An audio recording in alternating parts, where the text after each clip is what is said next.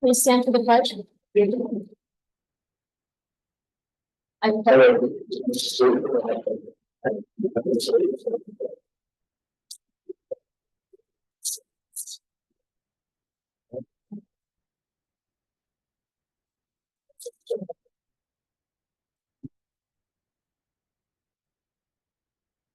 please.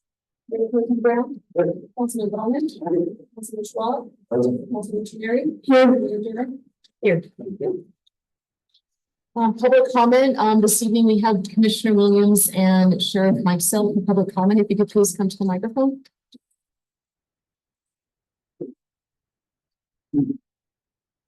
We invite as Teller County support for a grieving community. Jason, myself, Bob Campbell, Eric Stone, and we'll try to keep our comments brief. A lot. First and foremost, we're sorry for what happened. Secondly, I would say that I really appreciate the faith that your city, your council that was there mass that evening had in county assets and state assets on a public. Jason, in our system, you pick one commander and incident commander. I think Jason did. I was really proud of you and the whole team, including Joe and everybody that came from this city. We've had a busy week, as you know, that you guys have been part of it. Your mayor and I talked many times this weekend, along with Bob Manning, to make sure that the folks from first responders to the kids were taken care of mental health wise. We've talked to the victims. Of course, we've had lots of press. I think tomorrow will be a little time for us to come together with you. I'll have the honor guard here at Annie's request. We'll just fill on family. Eric Stone says it a lot, but when something happens in our cities, it happens. That's not a step on your jurisdiction or we know better or anything like that. I can tell you, Jason will add to it, within seconds of us getting notified, Jared Polis was on the phone with us and he had heard some things. He was already moving assets. You know, that DNR director, Dan Gibbs, was here. Part of the reclamation on safety, MSHA, OSHA, all of them. Just a lot of good people. Jason had to talk about a plan A, B, and a C, and thank God we had a bad outcome for one individual. And I think at this point, the experience he has and the experience I have, an old soldier, you know what wives go through, you know what survivors go through. Part of that. I'll leave you with this. Our last interview, I think, was Friday, Jason, and the press writ large, because this thing went viral. We got called by the White House, we got called by everybody, wanted to know why this was such a big story. And we said, of course, Victor's got about 380 people in it. It's a really big story in a town of 380. You guys have a little less than 1,200. It's a really big story. 2850 in the county. It's a really big story. It's a Colorado story. But I think both Jason and I talked to, the reason why this mattered is because people are tired of the division. They're tired of, the news cycles and the election and all the stuff that we have to listen to tonight. This was a good news story in terms of community coming together. Your Polis happens to be a Democrat. Irving Patterson happens to be a Democrat. Both of them talked to us within seconds. This event, Republican commissioners. I mean, I can tell you, we said it a couple of times. They didn't care about the orientation, the gender, the age, the sex, anything of the people in that shaft, which is trying to get it done. So I think if there's anything good that comes out of that, it's community. It's loving each other. It's just like when we have a fire, and we say it a lot. For about 3 weeks after we bring people back to their homes after they've evacuated, it's just a wonderful feeling. And then somebody gets on Facebook. So what I would tell you is we will grieve with you tomorrow. I would just leave you with one caution, same caution that we have is investigations will occur. And I was a pilot, and I can tell you when the airplanes crash, they either blame the dead guy or they're doing training, right? So we'll let all that happen. I would ask, you get asked about any investigations, our answer is going to be, we don't know anything about it. It's with the experts right now. We are actually out to the Mannings, who've had that in mind for a long time. We're obviously going to have to go through this, but we won't have any conjecture. All we know right now is he died here. And that's what his son's been told, and that's what Governor Polis told him as well. So anything that we can do from the county, we'll do for you. And we still got a winter to get through. So thank you so much for trusting us, and thank you. With that, I'd like to turn over to Jason. Thank you. Thank you. I can really echo Dan on a lot of things. He's very eloquent about what he says. Here's what I'll tell you. This is what I saw. Every time we have a tragedy within the county, your fire chief stands beside him, and they have for over generations of fire chiefs in your city. And a lot of that is due to the real family of the county as first responders. But not only that, it's amazing to me when I stand in front of that many media, right? Because in some places, people like to throw you under the bus and go, hey, you're that guy, right? But you didn't. You were there with us. I saw Cody up there. And here's the thing, I grew up here. So I see family and friends that I haven't seen in a while. And the one thing we know is we're standing as a community. I think for the most of America, still seeing community that works as well as our community did is something to look up to. If we look around at these cities and look at places, those are division. And a lot of times they truly think that we in smaller areas aren't as well prepared as bigger areas. And I will tell you, that's probably the least of the fact, especially talking about RG. The thing is we train harder, our people stay longer, they're part of the community, they have something to fight for. So for us, and I think the sheriff's office, I just want to say thank you. I think you all did an amazing job. It takes a lot of guts to stand up with us and get in front of a camera and have to do those things, or to have that apply in front of a crowd or in front of the media about things that really happen. But it shows they're human, and it showed you're human. And I will tell you, no greater love for a community is that of its leader that does find the love in what they do and who they are. So thank you for that. Thank you both so much.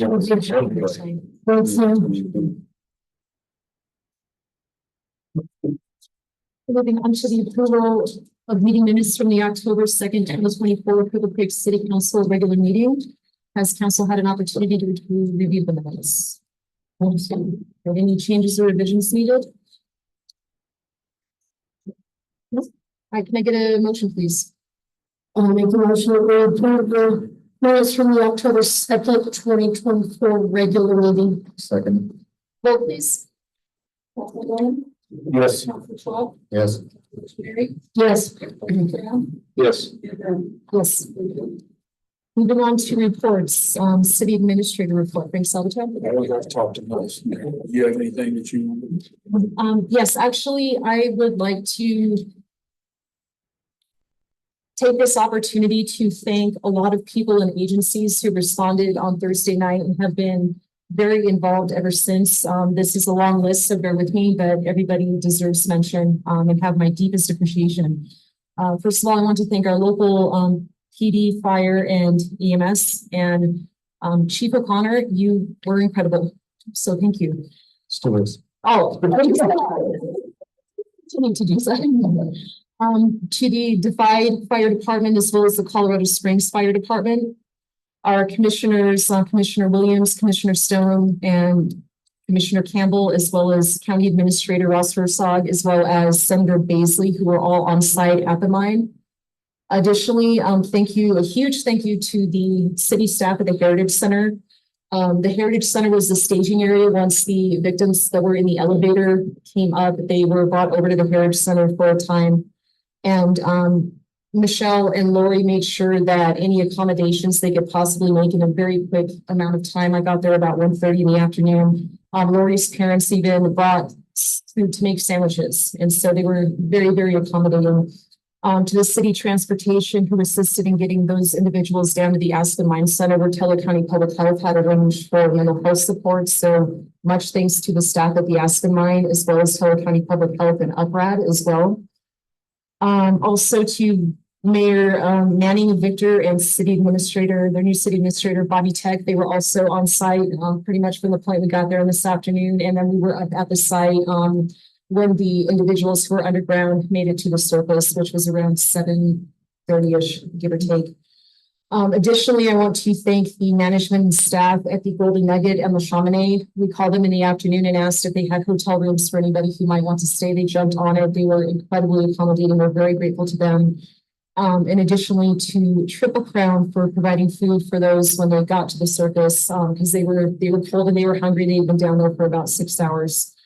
Additionally to the Teller County Public Health for providing additional counseling services at the school on Monday. They were very, very responsive, and we are very, very grateful to all of them.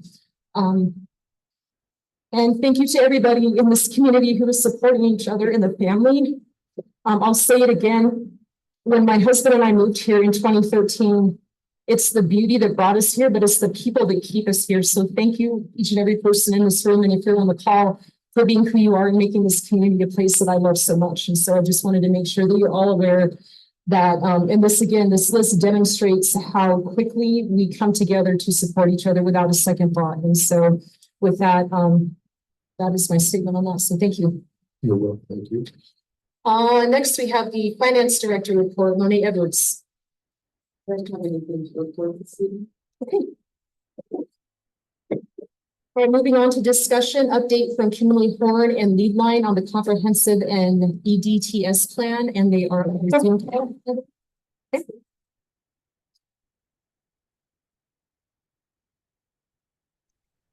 Hello there. My name is Maureen. I am the project manager for Lead Line.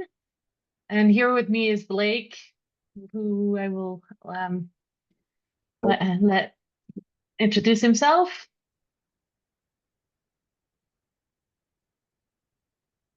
Maybe. And we wanted to, first give our condolences to the community, and you've all been on our thoughts when we saw the news. So we have a small presentation for you all. So we're here to talk about the Economic Development and Tourism Strategy Plan and the Strategic Comprehensive Plan update. Next slide. Thank you. So I'm Maureen. I'm the project manager. On the Lead Line side, we have Jean, also who specializes in planning and is a long-range planner. And she also has a lot of knowledge on engagement. And Amanda, whom you probably have seen during the interview stage, is the principal at Lead Line. Our team, Lead Line, will be in charge of the project management for the plan's development. We will be coordinating between the consultants and city staff. We'll make sure the project stays on schedule, on scope, and on budget. And then we've been working on the stakeholder engagement strategy, which we'll talk about in a little bit. And then with me is Blake. He's having issues getting off mute. I think that's... Oh, we can still not hear you, Blake. I'm sorry. Or at least I can't. Anyway, Blake is a project manager with Kimberly Horn. They are the technical experts and consultants on this project. They'll be providing expertise in land use planning, economic development, housing, planning policy, urban design, parks and recs, and then market data research. Next slide. This is our roadmap, or in other words, our schedule. We are hoping to wrap this up in about a year before we can adopt the comprehensive plan. And so we're working on different areas. In green here are the comp plan activities. In dark pink or red are the economic development plan activities. And then along with that, we're going to be doing a lot of community engagement to inform both the plans. Next slide. A little bit about what project communications will be happening. So, the consultant teams, both Lead Line and Kimberly Horn, are working hand in hand on the strategy and meeting weekly. We've been meeting with the city project team a few times already, and we'll actually be meeting with them about once a month from now on. And coming in front of city council as needed, for instance, today. And then, we'll be we'll be getting external stakeholders' input and as well as the community's input throughout the process.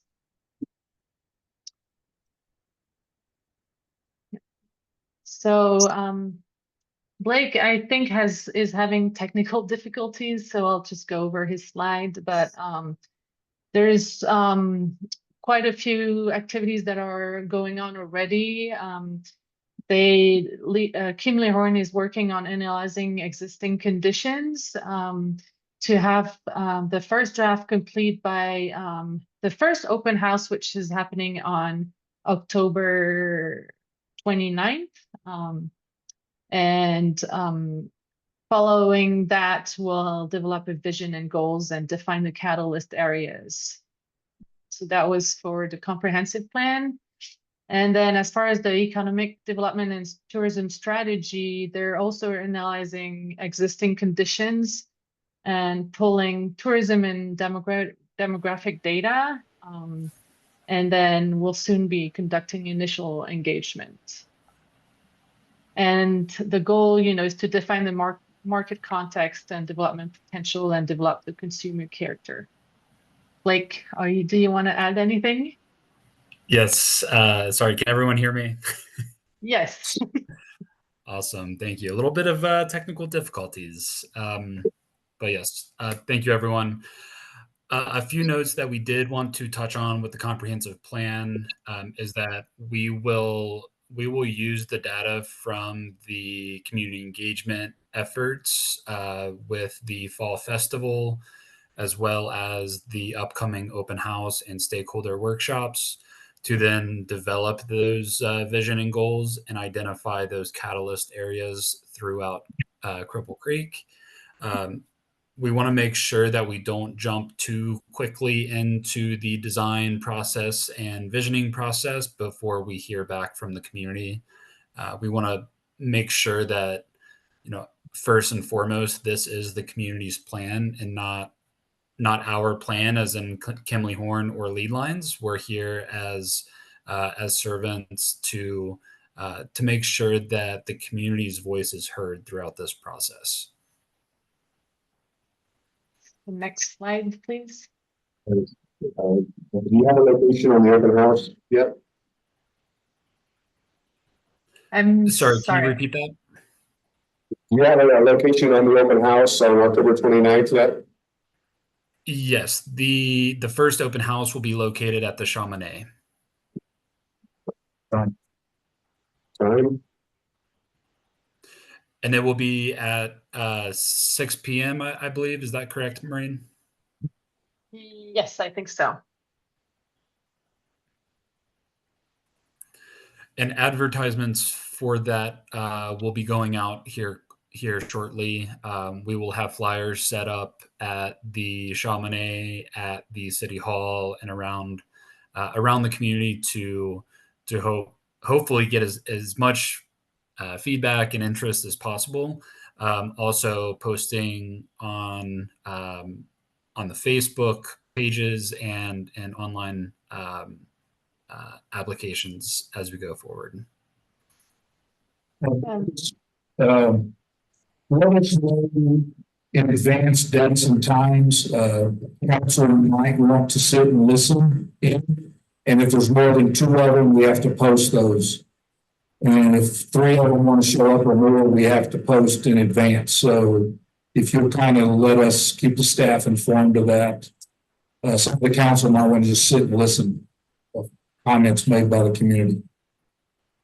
Absolutely. And we will work with Camille as we go forward to just work out a little bit of the logistics of the community engagement. Sounds good.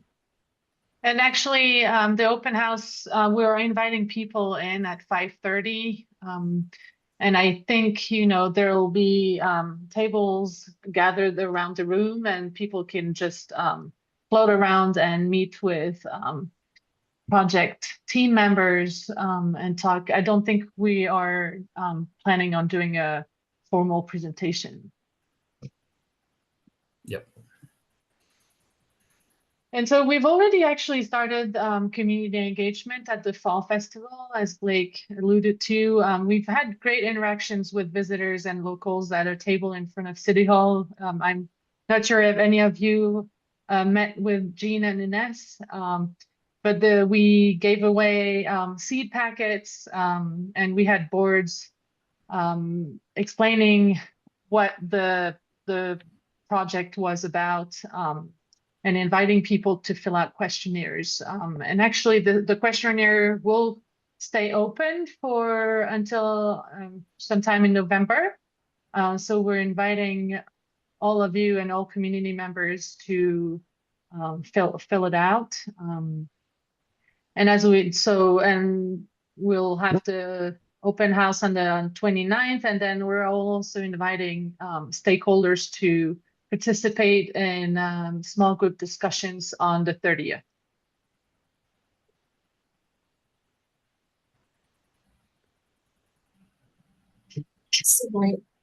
Sorry, Marion, I just have a question for Frank. We have the Main Street presentation plan for October 30th. And so those stakeholders might be the same group of people. So there's the 30th or 29th. Well, the 29th, but then, I'm sorry, can you clarify what the October 30th date is?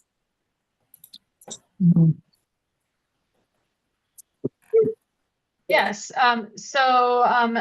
the city staff helped us come up with a list of key stakeholders that we should engage with. And those include the casinos, the key community members, school board, local businesses. And so we're inviting some of them to talk mostly about economic development for this meeting. And Blake, do you want to add anything? Yeah, and they most likely will be the same stakeholders, but we want to make sure that we sort of cast a wide net to begin with during this process, and then we will be able to sort of right size the stakeholder groups as we go through this process to make sure that we're getting really targeted feedback on the vision and goals for the comprehensive plan, as well as feedback on each sort of step that we take throughout the process. Was asking, we have a representative from Colorado Main Street that's coming to make a presentation on the Main Street program for Colorado to consider whether, I guess, the businesses along Main Street are going to be invited to that meeting. So that could be some of the casinos, some of the retailers. Of course, anybody can come to the meeting. It's not just them, but it's whether the city wants to participate in the Main Street program. As you know, you have to have influence from Main Street businesses before you're going to create a Main Street program. So I think that's why the mayor's asking, because that is also set up for the 30th. 6 to 8 at the Heritage Center. So ours is in the morning. Oh, perfect. Okay. Oh, great. Okay. Awesome. Thank you. I just said y'all's in the morning and the mayor's in the evening, so I think we're good. Awesome. Yeah. But it's good to know. And we always try, if we can, to piggyback on ongoing activities so people don't have to get to a place twice. So I don't know that it's going to work for this time, but it's great to know that this is happening. Thank you. Thank you.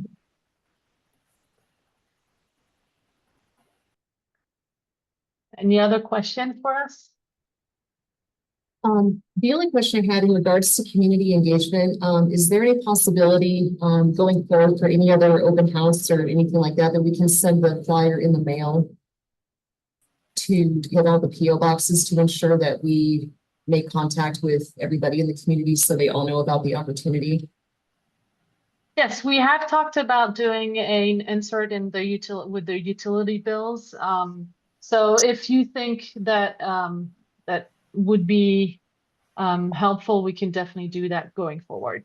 Well, if it's some of the utility bills, that's, yeah, as long as they get in. Well, one thing in town hall meetings is if we put the notice of the town hall meeting in their post office box, everybody in Cripple Creek has a post office box. Mail's not delivered, so they have to go to the post office to get their mail. So we will put mailers in the mailboxes, that way everybody in town gets that notice. So we can help with that also. The staff can help with that if we need to put that in the mailer. Well, another thing is people who rent don't get the water sewer bill that goes to the landlords. Renters wouldn't get their water bill. Yeah, where's the way to go? In other words, it's the renters and everybody that's living in town, including the businesses.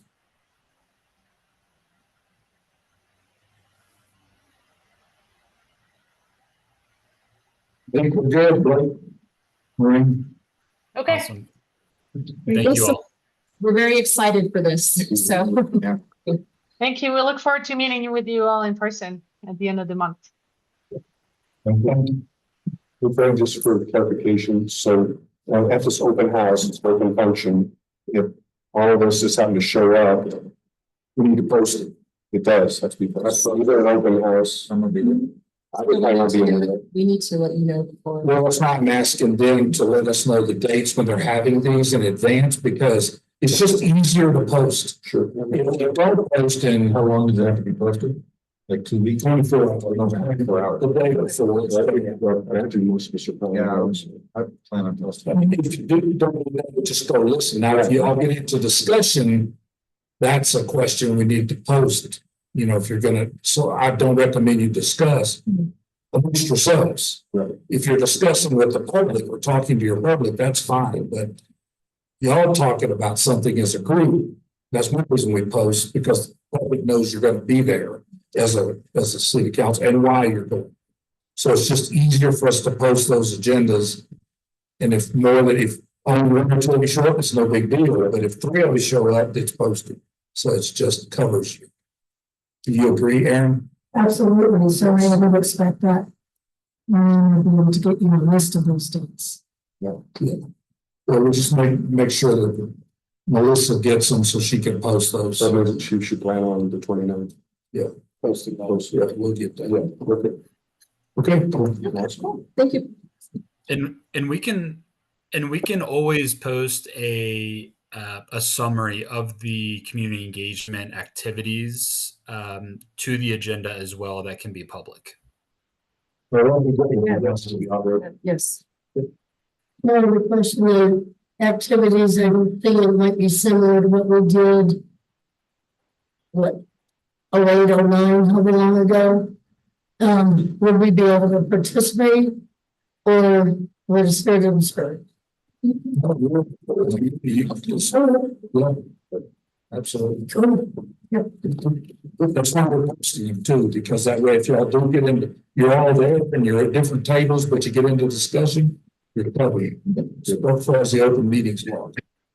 Good. Excuse me. Thank you, Bernie. Thank you. Thank you. Thank you. Yeah. Bye. New business, agenda item A, consider approving the annual certification to property taxes of past due utility bills. Melissa's joining us on Zoom. She wasn't able to be here this evening. Staff is requesting the approval of certification to property tax for the outstanding water and sewer charges as of September 1st, 2024. This is an annual practice that's allowed by municipal code. The budget impact would be currently $5,659.81. If someone does contact Melissa and pay, then she would remove them from the sending their information to the city clerk, who in turn forwards it to the county treasurer, and a lien is placed upon the real property that receives the services of water and sewer. So staff is making a recommendation to approve and ask city council to do so.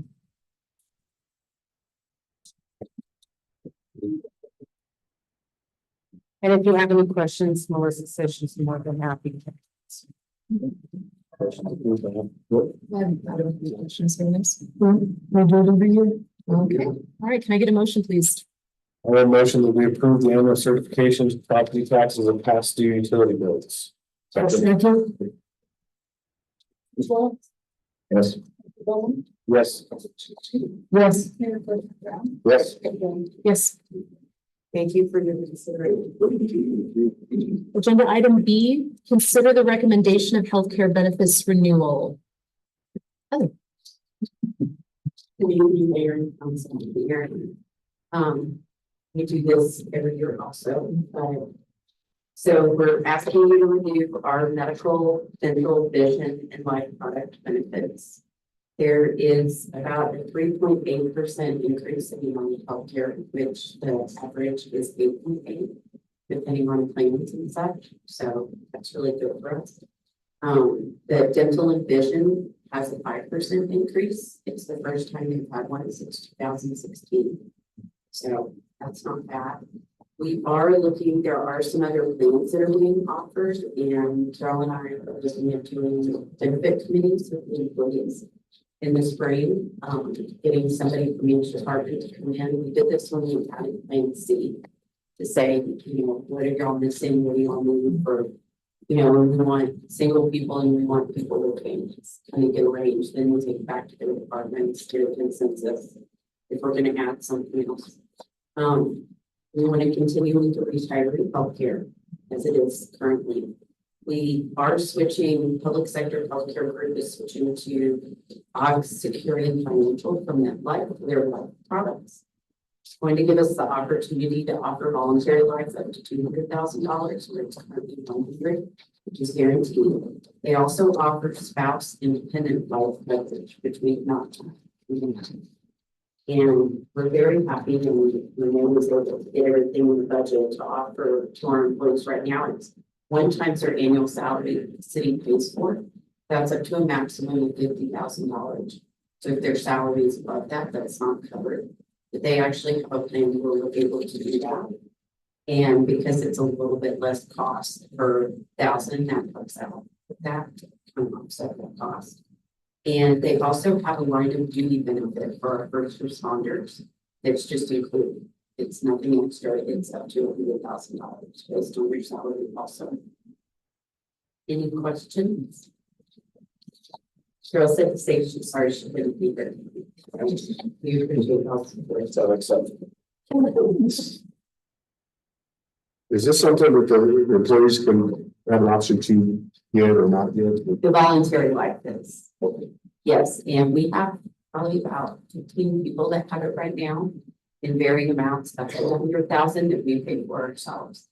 And then the city has the one that's 1 times the annual salary. But right now the maximum is 50,000.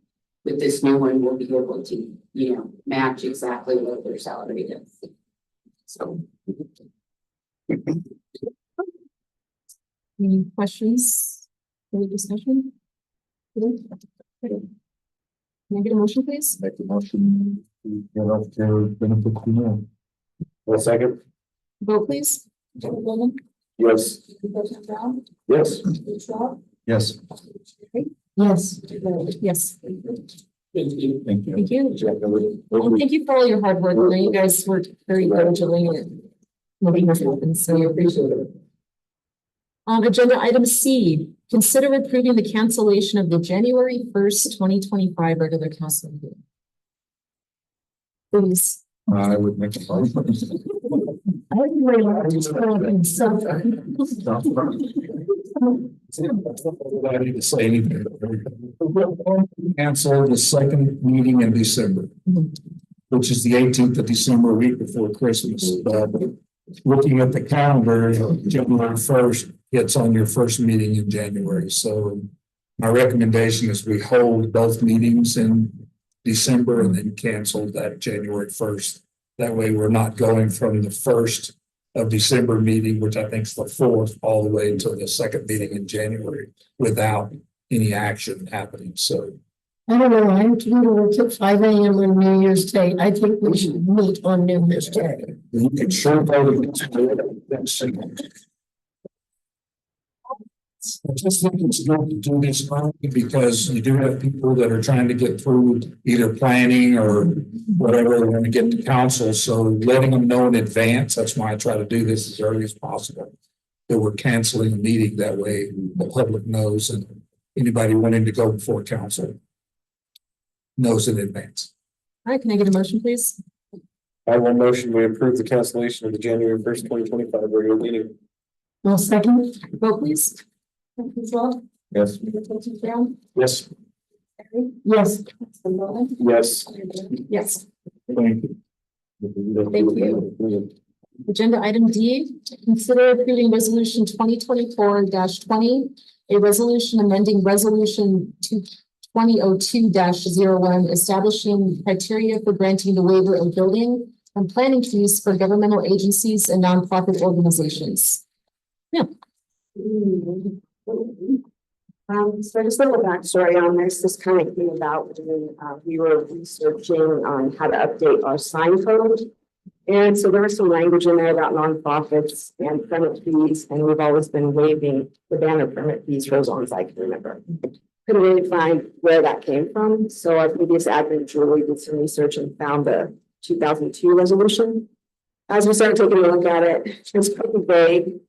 It didn't have a lot of protections in there, and didn't really state what type of permitting was going to be waived. So I took a stab at it with Aaron's revisions, and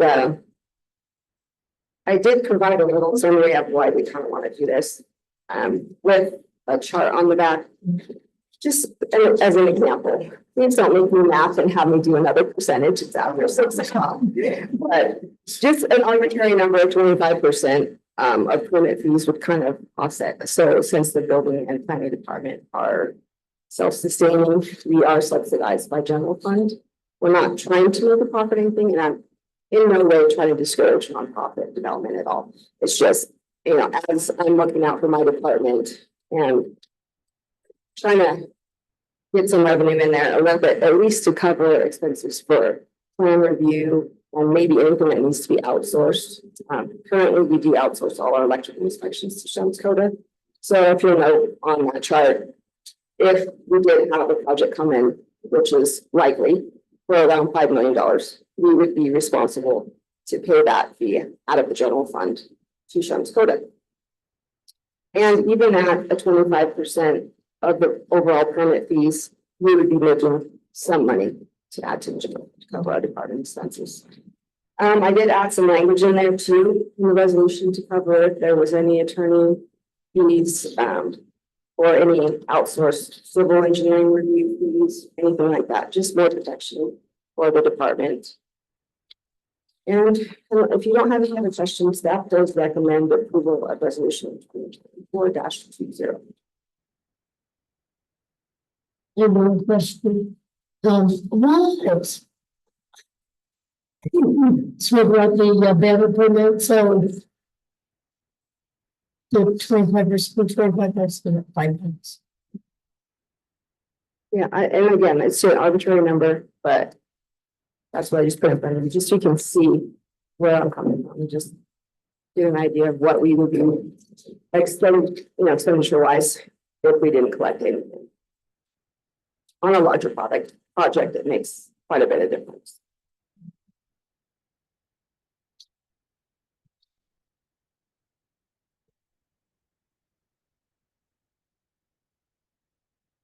So about section 2, it says, the council authorizes to up to 25%. I think that was a change from Aaron, so I'm not sure if you want to speak to that, Aaron. I thought it was really good. I think the presentation is asking council to fill in the percentage, right? Not 25%.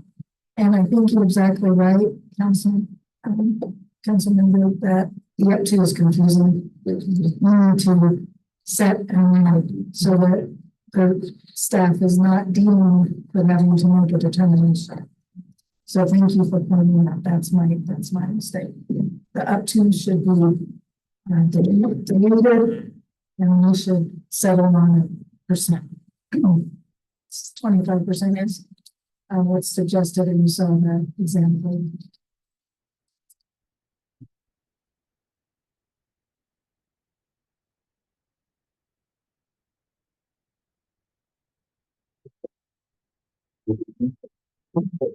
But one concern is, in the past, before Ken came on doing inspections, we had Sherms County doing all inspections, including issuing permits and all of that. So I think you need to think, hopefully Ken's here a long time. Neil's here a long time, but in the future, if you have another firm that's doing inspections, you want to make sure those are paid. Otherwise, it comes out of the city's general fund. You have to pay those expenses that, yes, we don't want to charge nonprofits any more than we have to or other governmental entities, but you also have to cover yourself. So that's, I don't know if it's written that way. I think they could set a percentage, but I think we need the wording in there that's any cost to the city regarding their permit should be reimbursed.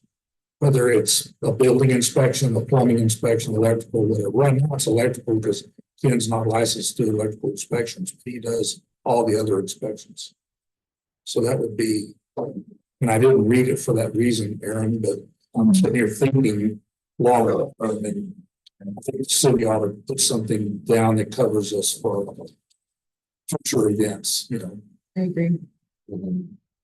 Yes, so I would suggest, thank you for that. It is limited right now. If you look at paragraph 2, that's where it's addressed. Paragraph 2 waiver.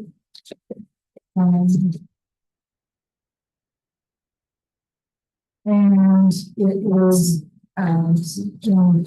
few lines up on the bottom of that paragraph. It does now specify the exclusion of fees for electrical plan reviews. So we would want to broaden that to out-of-pocket expenses, because that's defined up above. And the out-of-pocket expenses is a more general term. So I think we would change that proviso at the bottom of paragraph 2 to read, provided, however, the governmental and local public entity and nonprofit organization shall be required to pay out-of-pocket expenses. Permitting and inspections. I don't know. That whole sentence is a little wonky. I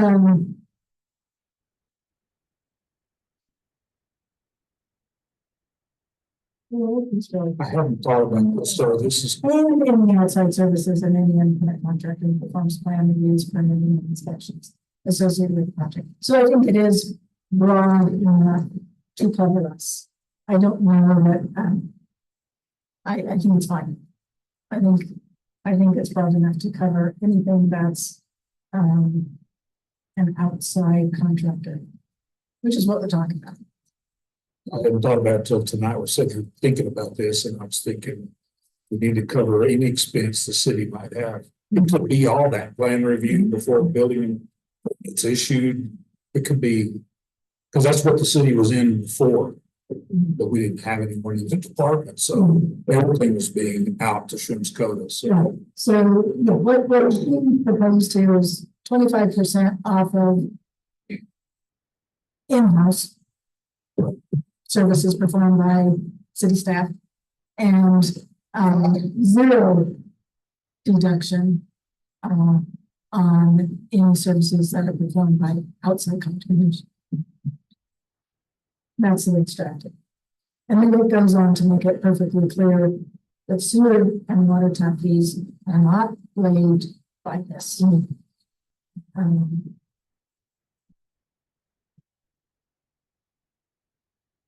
So then we just need to determine your percentage. If you were fine with the motion that you would offer any waiver, I think is your first decision and then what I'm hoping.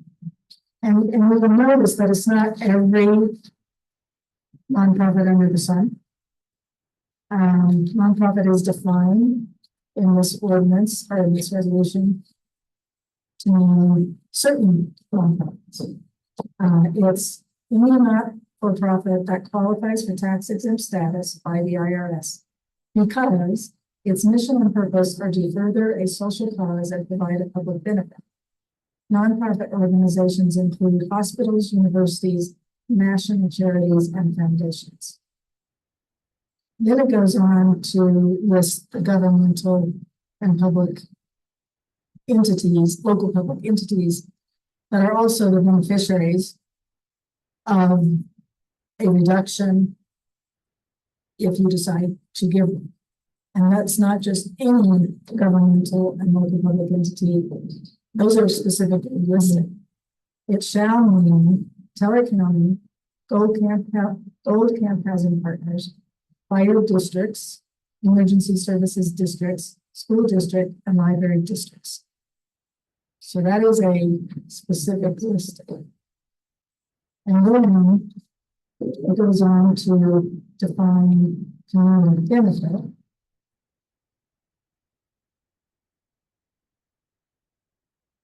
Because the waiver criteria is that the entity getting the waiver provides a community benefit.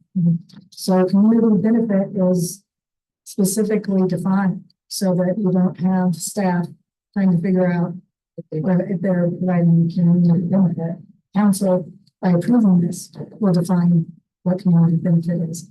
And that means shall be a direct benefit known to the city of Cripple Creek residents in the form of increased housing stock, especially affordable and attainable housing, enhanced educational opportunities for children and adults, child care opportunities, enhanced behavioral health and other health services, and services for senior populations. So that is really for your consideration as well. Obviously, it's a resolution. You can decide later on you might want to increase that list, reduce that list. But that's what's presented to you tonight for consideration. So, so confusing. Okay, so important. So, if say to Hope Road or the Victorian Society were to want to put up a building, then they would not be exempt according to definition of community benefit. Is that correct? That is correct at this time. Okay. And I'm not aware that either of them, well, I guess it's not a highlight. And it's not that the council can consider others on a, you know, somewhat case by case basis. But 2 Mile High Club is planning to put up buildings, correct? But the buildings, they would be housing the donkeys. It's on city property too. The building would be the city of Cripple Creek. And it's going to be the city's property eventually. I mean, once they construct it on city property, I hope they have, and I've told them that it becomes city property. Maybe we could add, buildings constructed on city property, which will become city property. If you wanted to, we could add to community benefit. Building buildings on city property. Slice and property. That can be an addition to community benefit. To government and although I think that's my, but it's already in the organization definition. But it doesn't make Just to mirror. There was certain elements of us which do provide a community benefit when tourism and whatever.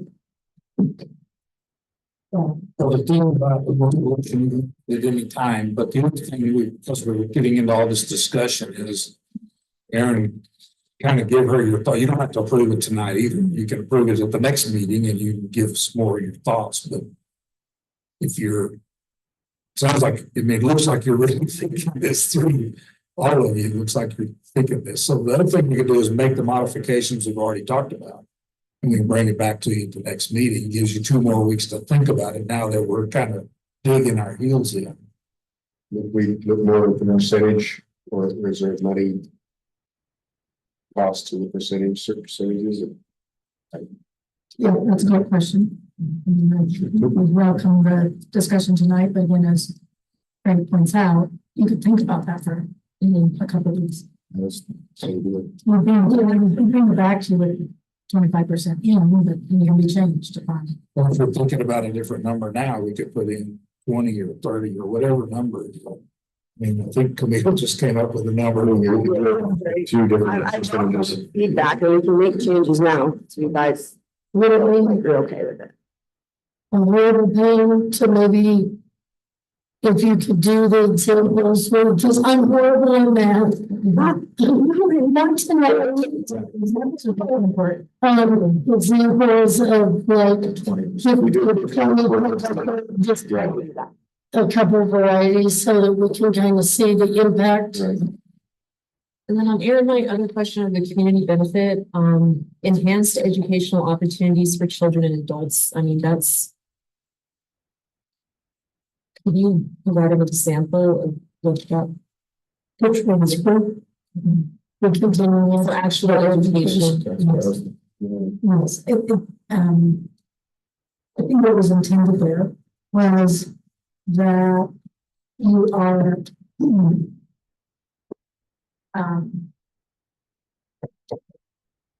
not maybe having a new entity show up that hasn't been providing educational opportunities, because it talks about enhanced educational opportunities. And so that the intention there was, again, not just somebody show up saying we're providing an educational opportunity. So we're really dealing with entities already providing educational opportunities and enhancing those either in kind or in quantity, right? So it's a educational program that didn't exist before from a provider, but it exists already. Thank you. So what about daycare, new daycare center? Daycare is included because it says child care opportunity. I do like to see some ranges just to understand the impact better. Here's what percentages are concerned. So, We would have to have a motion to table this. yes, please. And table it to date specific, which would be the next council meeting. Which is November 6th. November 6th. Can I get a motion, please? I'll make a motion that we table resolution 2024-20 till November 6th, 2024 meeting. Second. Roll, please. Yes. Yes. Yes. Yes. Yes. Thank you. Thank you. Thank you. Thanks for all your future hard work too. We appreciate it. Agenda item E, first reading to consider approval of ordinance 2024-09, an ordinance of the city council for the city of Cripple Creek, Colorado, regarding the transfer of real property to Gold Camp Housing Partners. I will be recusing myself on this agenda item as I serve on the board for the Gold Camp Housing Partners, so I will turn it over to my mayor pro tem. Brown. Thank you. Thank you. Good evening, City Council. I'm going to apologize for agenda item on the memo. I obviously copied it from our previous meeting, so since not transferring funds and I'm not right, instead we are transferring more property. If you had a chance to read through this, it's lots 18, 19, and 20, block 25 of the addition. It's on the southeast corner of the intersection of Street and Wayland Avenue. You may be familiar with the property. And so we are asking, the staff is asking if the city consider donating that property to housing partner, the nonprofit that is that's with the housing development here in our area. So Jeff, that's the property west of where Timber Wolf is now. Yeah, so Timberwolf is currently just started working and Wayland on 8th Street. And this is on East Street, so it's at the other end of the block, the west end of the block. Benefits right now, the reason we're coming from city council now is because we're going after a more housing agreement. We're open first. That grant will help provide infrastructure, which is water, sewer, street, and sidewalk lights, that type of funding. And currently, Timberwolf is supposed to be at the end of the project. By creating another affordable housing project at the other end of the block, grant will cover infrastructure all the way through. So we actually have infrastructure for the entire block. So possibly Timberwolf to be having infrastructure headed that way. I think we just got contacted an hour ago by one of the property owners because now they're looking, if you're going to put in properties, I'm going to bring on their property. So, and then they would pay tap fees and that. So the tap fee waiver, will be applied towards this utility grant as well. So it's a 25% match for the project. And is looking at funding the entire project on this grant. And then we can take the tap fee waivers and apply that towards that 25%. We'll pick up the additional on that. So when we get ready to do that in November, with that's grant application to let you know where we're at. If you give this to the nonprofit, then they still have to do a deal with whoever developer, be it Timberwolf or whatever. But there'll be deed restrictions put on the property, so the property would continue to be owned by the trust. And the affordable housing, they would have, the people buying the house would have to go through. They check, they check for affordability. Yeah, so things like income verification. Anytime we do these affordable housing projects that have deed restrictions, there's income verification. It's managing that, and we're looking at just for different projects. That income verification could be annually, it could be once they buy the property, and then it doesn't happen again until they sell. But they also maintain the affordability of the house by selling how much asset, how much growth there can be equity. House. So these are people are buying into these types of programs.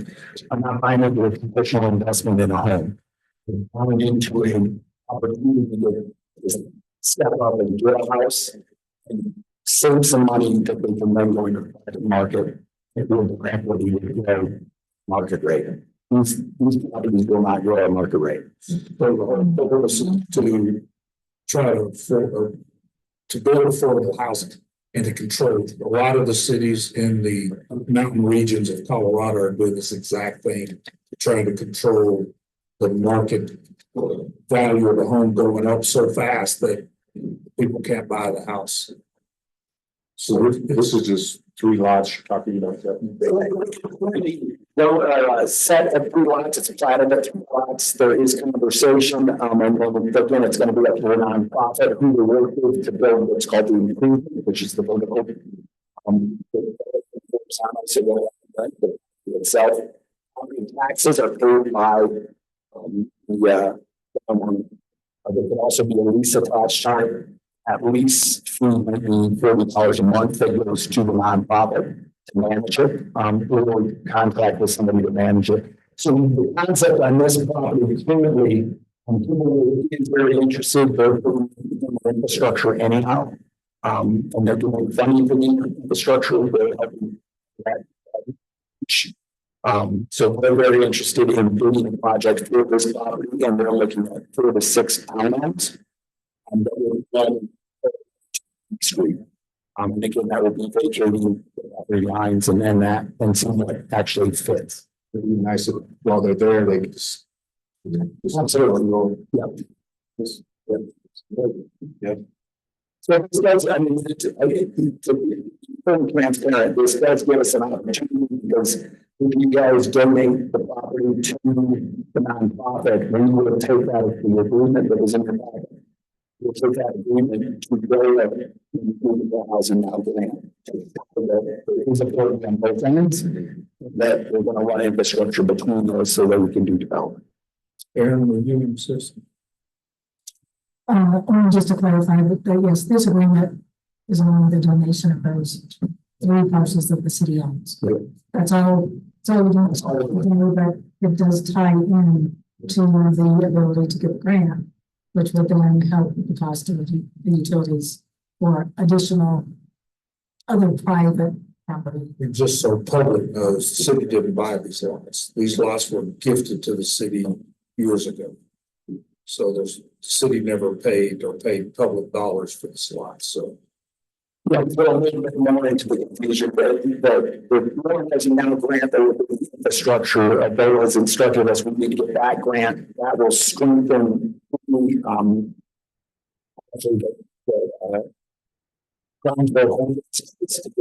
and 23 funds. So we're doing this is a progress. So we do this in November and in March. So the utilities lowers the price, and then the Prop 123 could lower the price.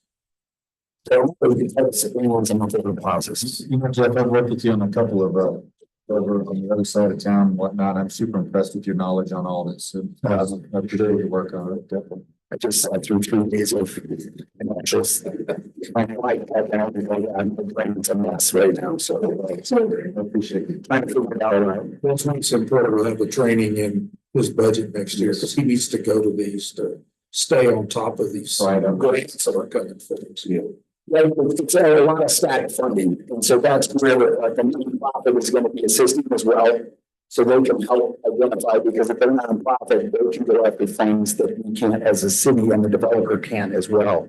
So they can take those funds and leverage them against additional funds. So a $5 million project will have 5 or 6 different partners on there to get the funding that we need to make it affordable, keep it affordable. Subsidizing. So refreshment, because we're talking about so many different affordableness and routes and everything. So the people that, qualify income-based for AMI, they own the brick and mortar, but the nonprofit retains the dirt others. Yes. Okay. Normally sets a minimum fee a month of, like I said, $20, $30 a month for the rent of the land. The lot rent. Yeah, those So to cities speak. also, right. So it's a land trust model. Right. We're just going to have a land trust set up. Now, the nonprofit down the road is becoming a trust, it could become an authority. Just depending on how it grows and what that looks like. Yeah, we just have so many avenues of trying to bring this stuff in. And Yeah, we're trying to make percent of everything. Requirement for the minimizing that, which is the infrastructure, is 120% AMI. So the full market homes that are currently being built on this Timberwolf's property. So those are considered affordable for that particular grant. It changes based on where you get your funding. The utilities, yeah. So the utilities and houses will count as affordable. Because the post bag is they're going to be much lower than what that would be. that's really good news to hear. I'm happy about that. Yeah, the limit on that is I think somewhere $2,000 a month range, which is a $500,000 for the year. So they're going to be well under that. So that's good. That's awesome. I would also, based on Frank's good reminder to the council. And I think it would just be a full picture of the transaction that's happening here, because it's not stated in place. I do think it'd be really helpful for the history of this transaction for everybody to know that these were donated, about 17, 18, and 19 were donated to the city. And so I would suggest a minor change to the third whereas clause that would pick that up.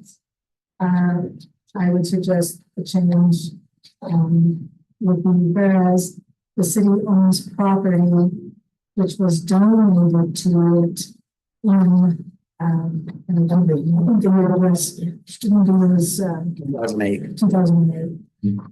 So, but I'll just read this and I think you can just say, you know, anyone who makes the motion could just say to approve the ordinance with the addition noted by the attorney. But I would recommend the whereas clause read, whereas the city owns property which was donated to the city in 2008. I'll make that motion. Second? I'll second. Vote? Mayor Pro Tem Brown, Yes. Councilor Schwab, Yes. Councilor Barry, Yes. Mr. Bowman, Yes. and the Mayor Jones. Yeah, thank you so much. Yeah, the president of the housing partner is here as well, so sure they're really happy. It's a free property. Seeing grants available for it too. That's awesome. Yep, exactly. Structure around that way. That's awesome. Working out perfect. Yes. For you guys too. Thank you. Agenda item F, consider approving a professional service agreement with, is it pronounced Mary? Mari Preservation LLC for consulting services. Mariah. She should be introducing your own professional services. Go ahead. Yeah. I was corrected if you said anything. Yes, so, the city is on the 18th. Frank and I have had some conversations about moving forward and kind of being in the transition process of a couple large projects. So we suggested that I perhaps stay on as a consultant to finish out a designated number of projects. So the initial agreement here would be until December 31st. I would finish out the projects that are on the exhibit A. As well as, I think it's on there as well, but as well as if there's an individual in that position, kind of help with training. This really is more about transition and making sure that my knowledge is passed on, as well as being able to be a resource for the city while we kind of iron some things out. And then obviously the biggest thing on there is the cemetery data transfer. We got some unfortunate data back from the software that we were currently keeping our cemetery data in. That is going to be quite a lot of work, quite a bit more than what we thought. I estimated it, I could put it into my workload, and then once we got it all back, it was going to be us comparing a bunch of different spreadsheets, basically putting everything in manually, which we did not anticipate. So that would be the biggest project that I finish out, so that we can start completing all those records. So I'm assuming Mariah you'll be, I don't know, everybody know you're going to be in Arizona. So how we can be communicating will be through you, Frank, or Zoom or. No, she'll be connected to the computer. IT is setting her up, so she'll be working on her own computer. And she'll be able to log in here and work with the person if we get someone hired to take her position, or she'll be able to just work from her home on this computer. You know, she still has to work on rules and regulations. She's gone through all of that with y'all, but she hasn't had time to sit down and write those. So she'll be doing that also transferring data. And then once, again, this goes through the end of the year, but it also allows us to go into next year if we need to, because as you know, ground penetrating radar and the GIS is going to happen in the summer of next year, which she's setting that up right now with the company. And then that data has to be downloaded into the software, which is our software package that's the other 20 that I've talked to you about during the budget process. So we're buying the second set of, correct me if I say anything wrong, and then, because you're looking at me like I'm already out to lunch. Oh, no. This is great.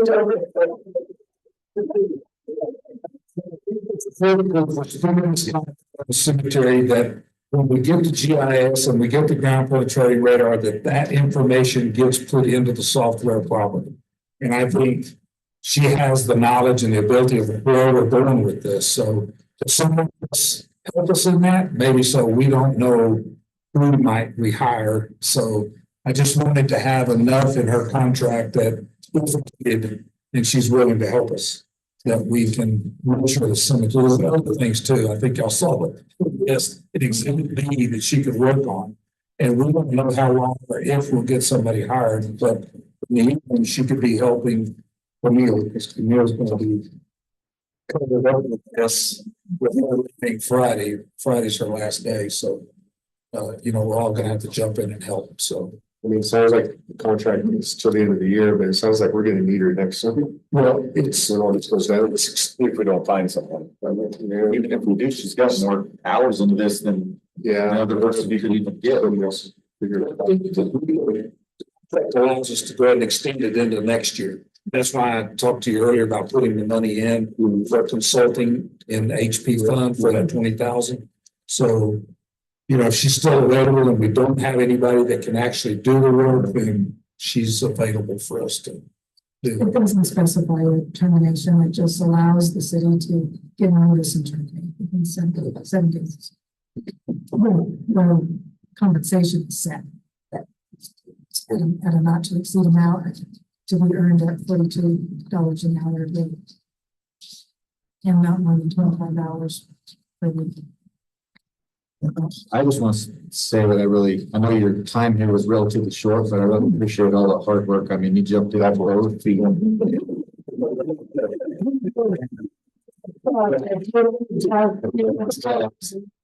Like you jumped in and then it just got bigger, so.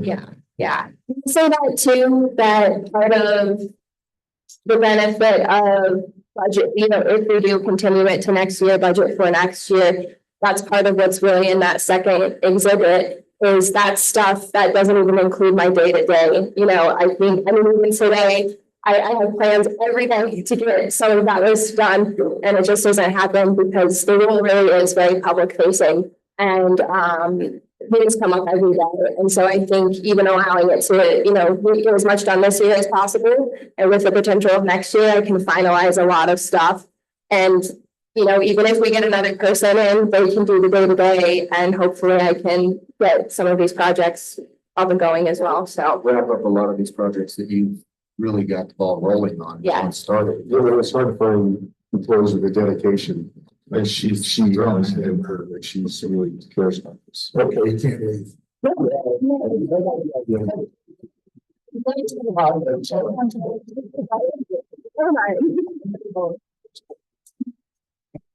I certainly have no objections. All right, can I get a motion, please? I go ahead and make a motion that we approve the professional services agreement with Murray Preservation LLC. Second.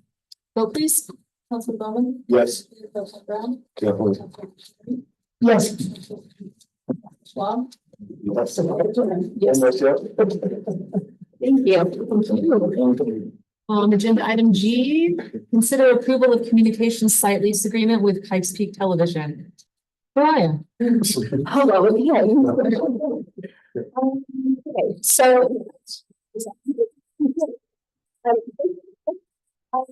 so we have, for everyone that's not aware, we have a communication site up on the top portion of Mount Pisgah Cemetery. We've got a couple different contractors there. Basically just leasing space. It's on top of a hill, so it's a pretty good location for antennas and other data equipment. So Pikes Peak Television, they had a previous lease for 3 years. with us up there. They're asking to renew. We did have conversations with them as well as Frank, discussing an increase in rent to kind of compensate for inflation, but as well as so we can help maintain the site. So that is what was before you. I do the amended version they got back to me today with the notary. They have not submitted images of the site, so I would need an amendment just for the images. They told me they've been up there today to take photos, so we can attach those and properly document where their equipment is. So that would be really an I'm just curious, from 175 to 400, so obviously, you know, you said it's not just inflation. What is the maintenance? Just way to secure the site. We did have a little bit of vandalism in the cemetery. So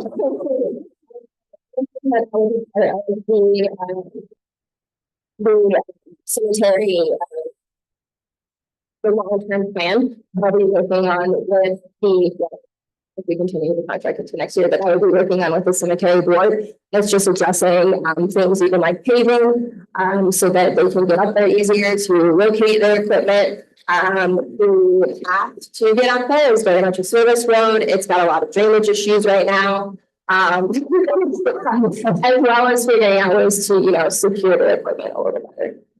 I don't have a specific answer for you as far as The answer is this is the going rate.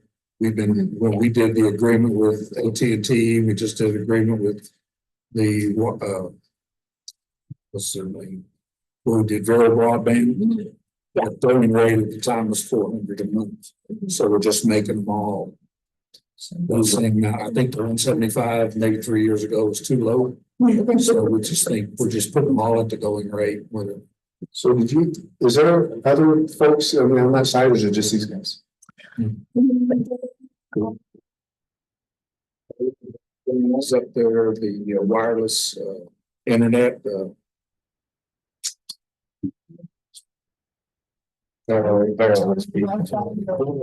it's what? No, it's not tele, is it Century Link? It's tele Wi-Fi. Yeah, they're the one that came into town and put the wireless up for us for bases. Yeah. And part of that agreement was for them to be able to put an antenna on the top of the hill. So are we charging all these other guys the same, and we're raising all them too? They're all doing the same, okay. Great. Awesome. What else? Any questions? I'm sure we didn't go out there and vandalize. You know, side by side, I guess. Can I get a motion, please? Passion like communication site lease agreement, television. I'll second. Vote please. Yes. Yes. Yes. Yes. Yes.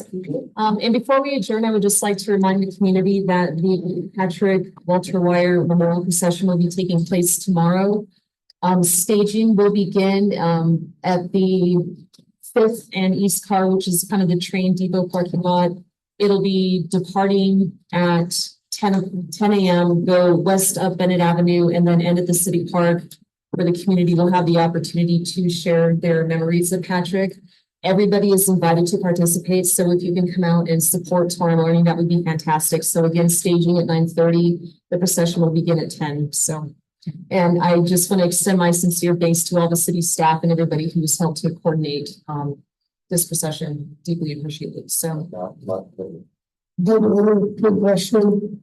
Approximately how long will, I know it'll be rolling roadblock. About how long you through Bennett down Bennett do you anticipate? But we're not for sure exactly who all the fire departments are going to show up. We have a list that we think, but it could be a few more. So we're thinking 15 minutes, maybe 20 to get everybody down to the park. That's what we talked yeah, about. yes. We're just going to kind of block the streets with folks, and then as the parade goes through not the parade. They'll open up the streets. Sorry. Tonight, this meeting is adjourned.